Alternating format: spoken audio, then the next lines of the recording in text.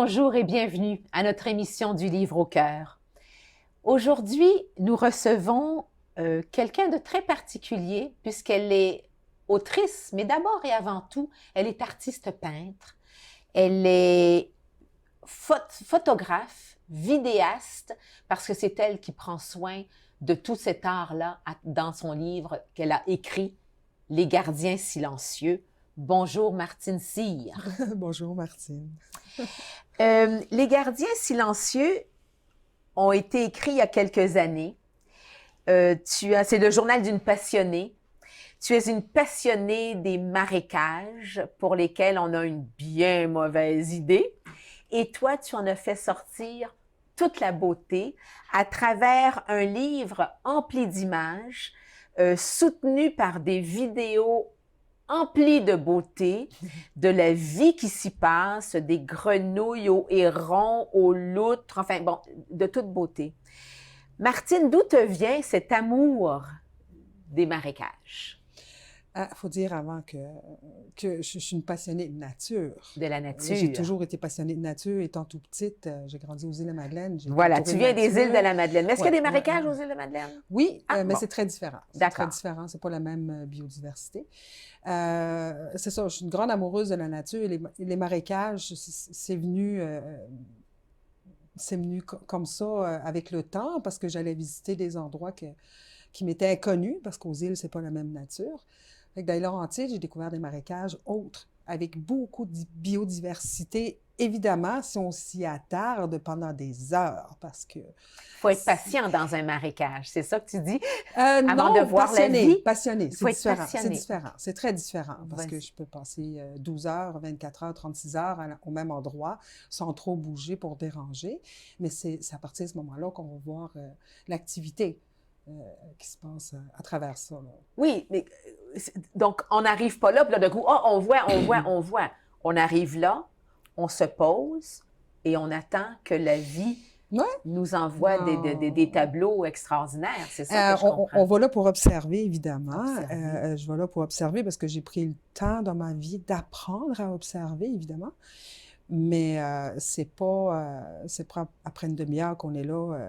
En fait, je vais observer, mais c'est tout l'ensemble qui m'observe plus que d'autres choses. Ils savent tous que je suis là. Tu sais. Oui. Mais c'est après quelques heures, quand ils voient que je ne dérangerai pas, que la vie va commencer à s'alimenter. Mais surtout, ça va être plus le soir, à la tombée du jour, ou le matin très tôt. Le jour, il se passe moins de choses. Mm-hmm. Tu n'es pas une personne donc menaçante pour la faune et la flore qui s'y passe, puisque tu es là, tu observes, tu attends. Et oui, il y a comme j'ai déjà observé ça dans ma vie, fait que je suis contente qu'on en parle, parce qu'il y a comme un chiffre du matin puis un chiffre du soir. Hein? Et la nature, quand le matin s'éveille, quand le soleil se lève, il y a tous des petits rituels qui se passent hein, dans le milieu animalier. Et après, rendu au soir, c'est comme, bon, la pause du soir, il y a comme un changement de chiffre. Est-ce que je me trompe? Non, en fait, le matin, oui, il y a beaucoup d'actions, tout s'éveille et tout ça. Après ça devient tranquille. Le soir, c'est différent un peu. C'est plus au cerveau, au dodo, où il y a les animaux nocturnes qui vont plus sortir. Comme le chant des grenouilles, souvent, ça va être le matin, ça va se calmer un peu dans la journée, et le soir, ça va repartir en force. C'est de toute beauté. Hein. Oui, c'est de toute beauté et tu le traduis tellement bien à travers tes photos, les photos qui sont dans ton livre. Alors, Les gardiens silencieux, des photos, on appelle ça de la macro-photographie? Non, au fait, j'ai fait beaucoup de macro qui est pas vraiment dans le livre. Dans le livre, c'est que quand je parle à mon lecteur, je parle mon lecteur devient mon ami, mon confident. Donc, j'y montre les photos où ce que je suis, de quoi je lui parle. Oui. Et aussi, les toiles sont 12 œuvres qui représentent les 12 mois de l'année dans le livre. C'est des œuvres et c'est des photos aussi. Oui. Les photos, Elle se dit non photographe, mais entre vous et moi, vous verrez les photos, c'est assez extraordinaire. Le temps que tu prends, justement, pour rester là, immobile, attendre le bon moment pour faire clic, j'imagine, parce que tu veux, parce que tu sais ce que tu veux et tu vas être surprise par ce que tu vas recevoir, mais tu vas offrir une beauté absolument extraordinaire grâce à ta patience et à ta façon, justement, de focusser, etc. Tu fais la même chose avec les films. Tu fais du vidéo. Tu as deux petits films de 5 minutes sur la vie des hérons et la vie dans le marécage. Parle-nous de ce que tu vas chercher quand tu vas derrière ton objectif. Autant au niveau de la photo qu'au niveau des vidéos, ça m'a pris par surprise parce que ça faisait des années que je démontrais par la peinture et tout ça, les endroits que je visitais. De mémoire, on s'entend. Mais quand j'ai commencé à faire de la photo, c'était pour montrer encore plus en concret qu'est-ce que je voyais. Mais la vidéo, ça a été de soi parce que je voyais des scènes animalières que personne ne voit autrement des fois. Là, tu sais. Fait que j'ai commencé à faire de la vidéo amateur comme ça. Mais finalement, je m'en suis servi beaucoup pour démontrer tout ce qu'il y avait alentour de moi, la vie, là, parce qu'il y a énormément de vie dans le marécage. On connaît peu la vie du marécage. On connaît peu même le marécage. On dit que c'est une swamp, ça sent mauvais, il y a plein de maringouins, etc. D'ailleurs, comme le chantait Richard Desjardins. Mais pour toi, ça représente tout un monde. Pour moi, les marécages, c'est très large parce qu'il y a des tourbières, il y a toutes sortes de... C'est très diversifié, sauf que c'est pas aussi stagnant qu'on pense. Ça dépend, je ne vais pas dans les marécages très fermés, mais je vais aller dans les marécages où il y a des lacs pas loin. Parce que il y a une circulation d'eau. Oui, parce que où il y a un lac, il y a son marécage. C'est son rein. Un lac ne survit pas sans son rein, comme nous, évidemment. Alors, les marécages vont souvent être dans le fond d'un lac ou adjacent, pas loin. Il y a toujours des ruisseaux alentour de ça. Et l'eau, quand je vais dans les grands marécages, l'eau est très claire sur le dessus. C'est sûr qu'il y a énormément de bois à la base, mais ça fait pousser des jardins extraordinaires. On a un lotus ici, la nymphéodorante, qui sent tellement bon. C'est plein de fleurs. C'est pas si stagnant qu'on pense, finalement. Et toute la vie animale, évidemment, la vie aquatique. Ouais. Donc, les castors, les loutres, les amphibiens. Oui, mais ça attire beaucoup parce que même au niveau du loup, ou ces animaux-là, un autre en attire un autre. Hein? Et il y a l'eau aussi qui fait que ça a une grande diversité en tant qu'oiseau que tout ça. Ouais. Quand tu vis, on reviendra à ton côté artiste-peintre, parce que ça, c'est de toute beauté aussi, mais quand tu vas dans un marécage avec tes bottes à palourdes, comme vous dites aux îles de la Madeleine, quand les bottes qui me vont jusqu'en dessous des bras, ben, c'est ça que ça prend hein, pour être bien à l'aise. Tu y vas, tu y passes des heures, voire même des jours, des nuits. Tu es là, tu observes. Comment tu t'y prends? Parce qu'on s'entend qu'on est quand même dans l'eau ou dans le très, très, très humide ou dans la mousse très humide, justement. Alors, comment tu t'y prends? Qu'est-ce que tu fais? De quoi se compose ce voyage? Je pourrais me juger de très imprudente parfois parce que j'y vais toujours tout seul. Puis on s'entend que des fois, il y a des bûches dans le fond, il y a toutes sortes de choses. Là, fait que je fais très attention quand même, mais comme aux îles de la Madeleine, je me suis ramassée dans un lit de mousse flottante. Lit de mousse flottante? Oui, c'est extrêmement dangereux. Je me suis ramassée au milieu de ça jusqu'à temps que je m'en aperçoive. Fait que j'étais petite. Je m'en ai sortie, mais il faut faire attention. C'est sûr que je peux passer... si je commence à photographier grenouilles puis que j'ai de l'eau jusqu'aux genoux ou jusqu'à la taille, je ne vois pas les heures passer. C'est ce qu'on appelle la passion et non la patience, finalement. La passion et non la patience. Mais ça prend de la patience dans ta passion parce que... Je ne mélange pas ces deux mots-là du tout, là, mais j'ai beaucoup de patience. Je suis une passionnée, évidemment. Oui. Et que découvres-tu? D'abord, est-ce que tu arrives à dormir?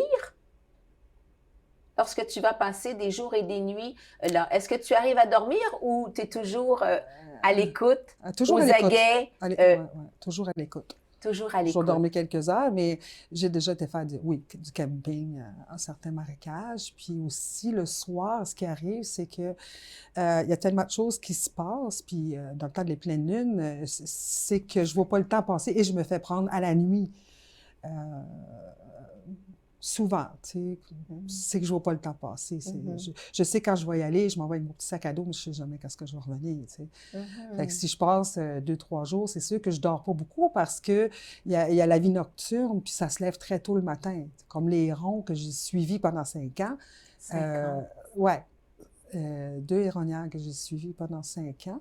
Donc, une qui n'existe plus parce qu'il y a eu de la construction pas loin, et le moindre mois qui sont dérangés, mais ils partent, là, tu sais. Parlons de ça, justement. Parce qu'il y a eu de la construction, ils ont été dérangés, ils sont partis. Je vis personnellement, derrière chez moi, je suis plein sud, c'est un marais sur des kilomètres. Oui, on entend au loin les constructions arriver. Est-ce qu'on peut faire ici, je vais la faire si tu ne la fais pas, une dénonciation, évidemment, du manque de respect de ces milieux humides qu'on ne comprend pas l'importance. Moi, je vis dans une municipalité où nous avons 62 lacs. J'ai 3 lacs autour de moi. Évidemment, le marais, comme tu dis, c'est les reins. Il y en a d'autres, c'est le poumon. Bref, c'est un organe essentiel qui se déverse dans les lacs. Hein? C'est un filtre. C'est comme le rein. C'est comme le rein. Comme un rein. C'est un filtre. Alors, on corrige. Et on dit, oh, bon, on fait du remplissage, etc. Puis on se retrouve des années plus tard, évidemment, où ça s'est rempli, où ça n'a pas été respecté ou quoi que ce soit. Donc, est-ce qu'on peut parler de ça? Est-ce que tu as à faire face parfois à cet enjeu révoltant, finalement, de manque de respect de nos milieux humides si importants? Je vais être très franche avec toi. Comment je pourrais dire? On est très conscient des milieux humides. Les gens savent que c'est très important, mais le développement semble plus important pour certains organismes.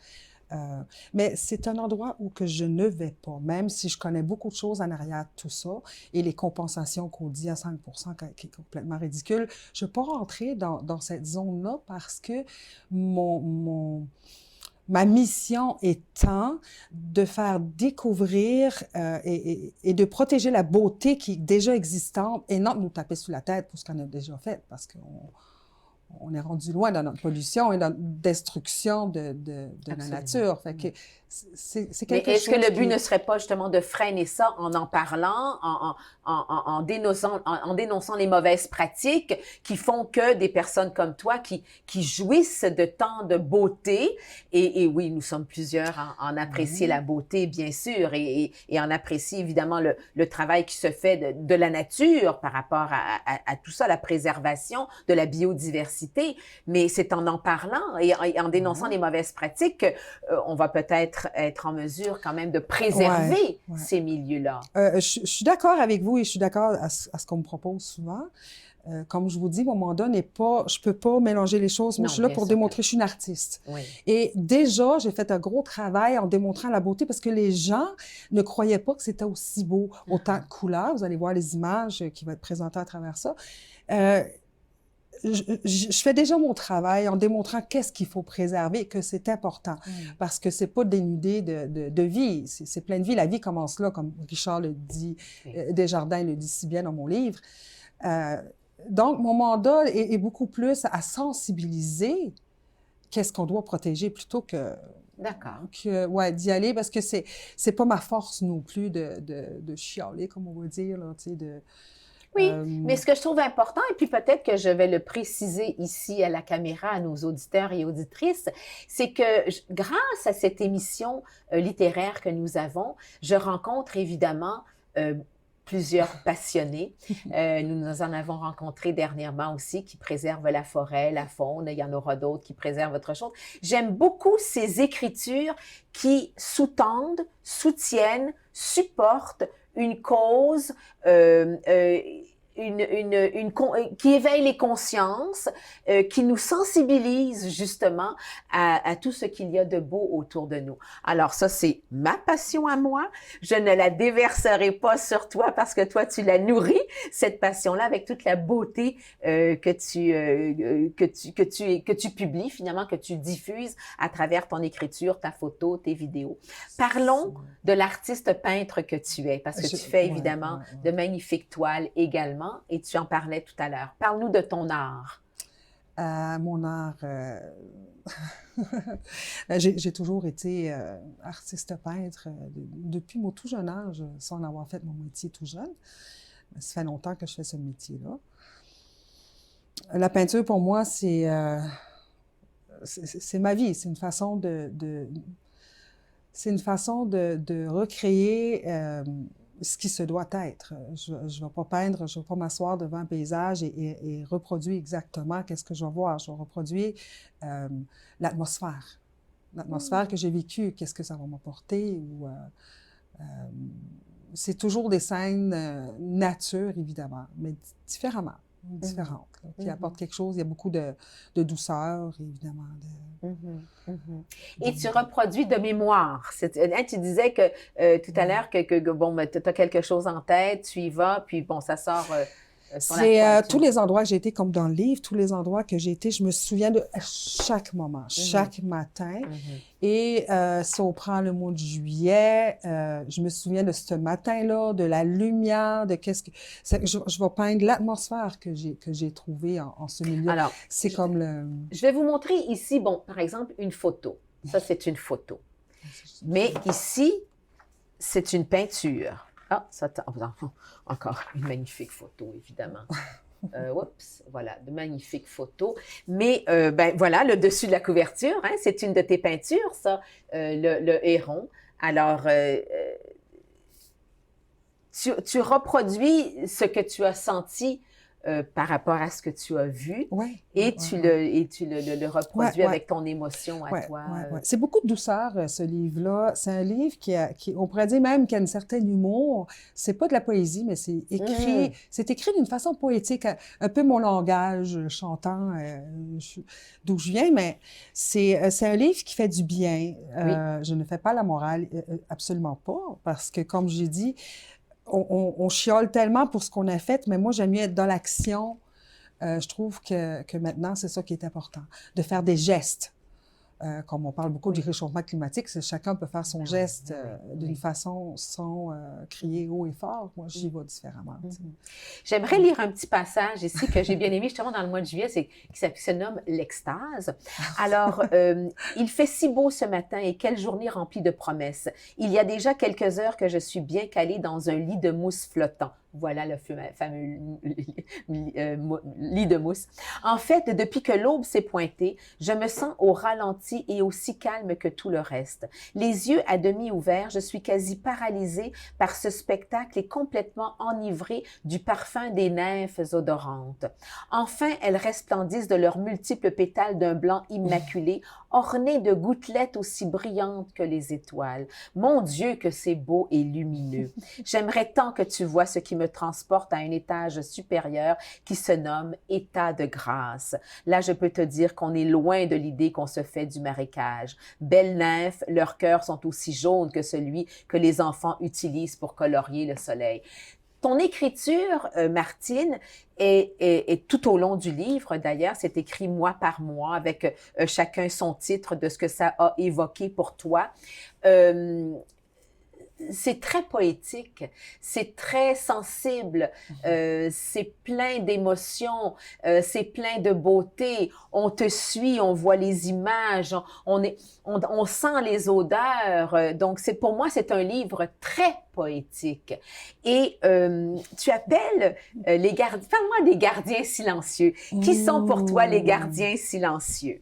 Comment c'est venu ce titre-là? En fait...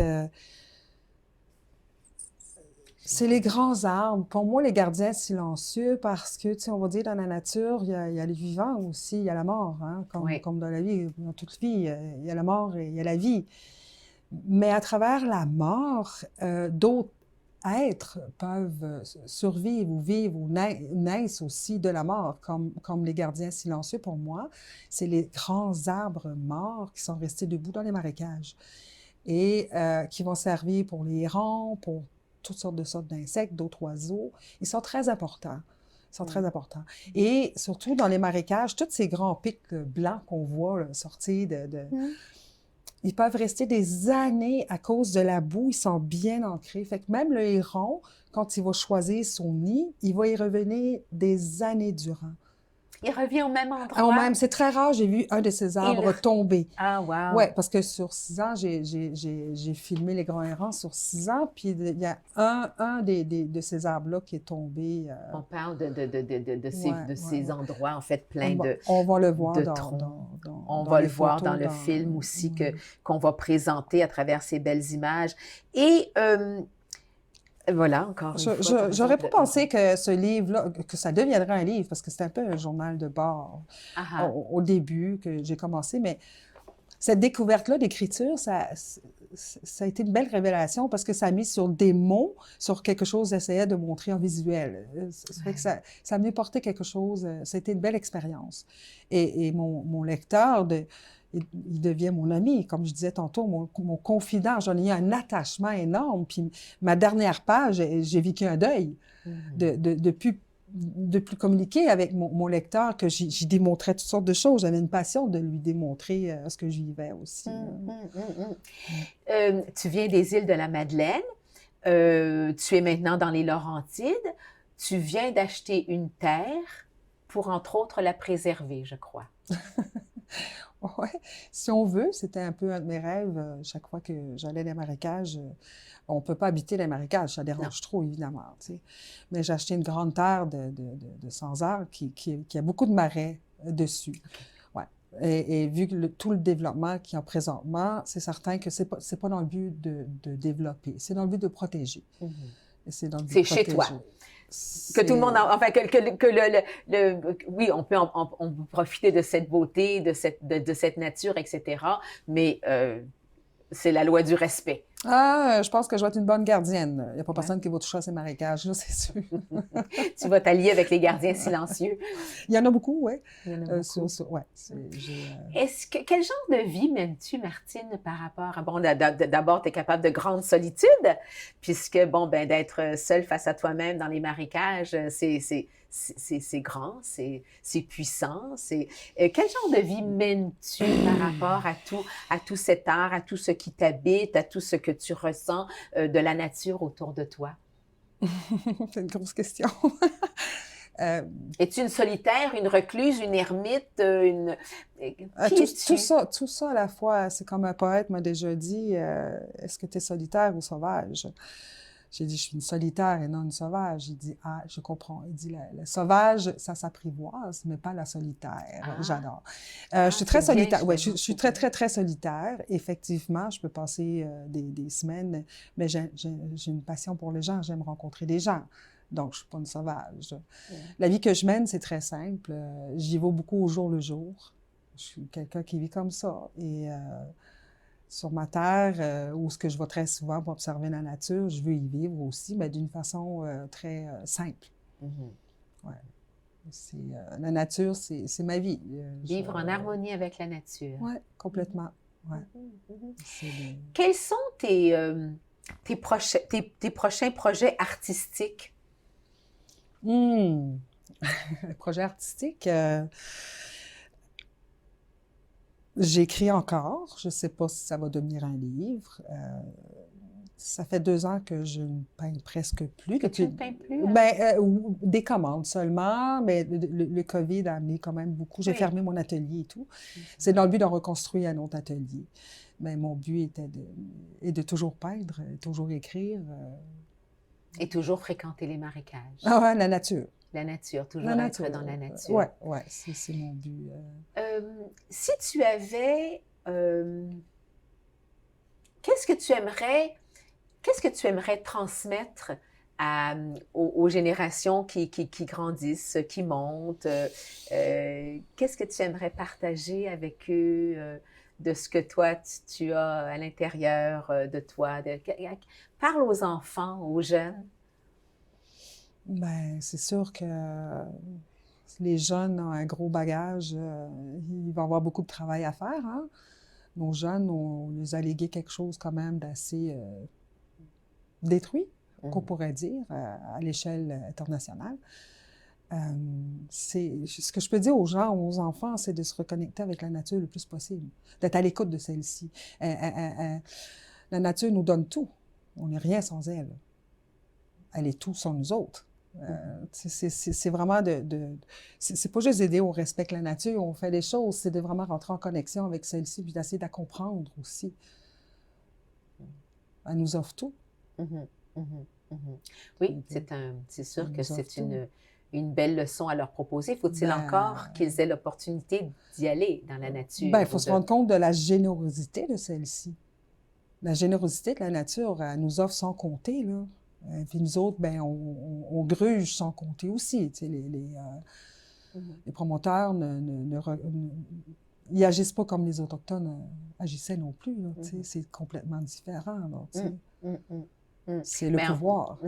En parlant des Autochtones, ils seront certainement, et ils sont, et j'espère qu'ils le seront aussi certainement, une grande influence pour remettre un peu tout ça à l'endroit. C'est certainement pas les bons mots, là, mais pour nous resensibiliser, nous faire revenir à l'essentiel avec un E majuscule.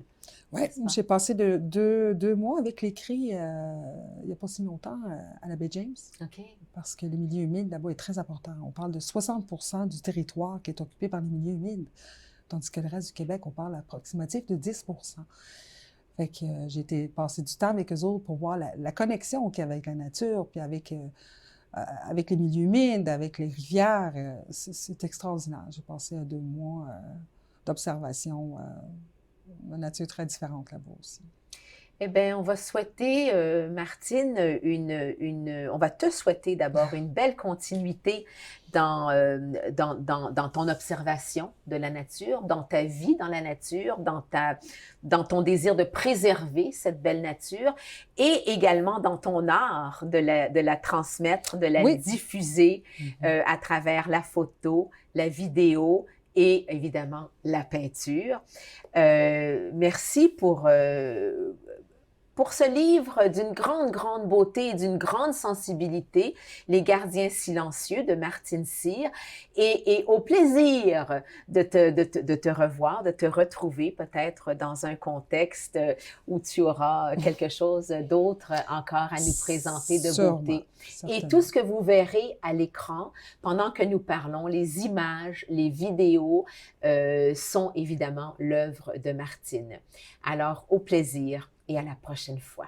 Merci beaucoup, Martine. Merci, Martine.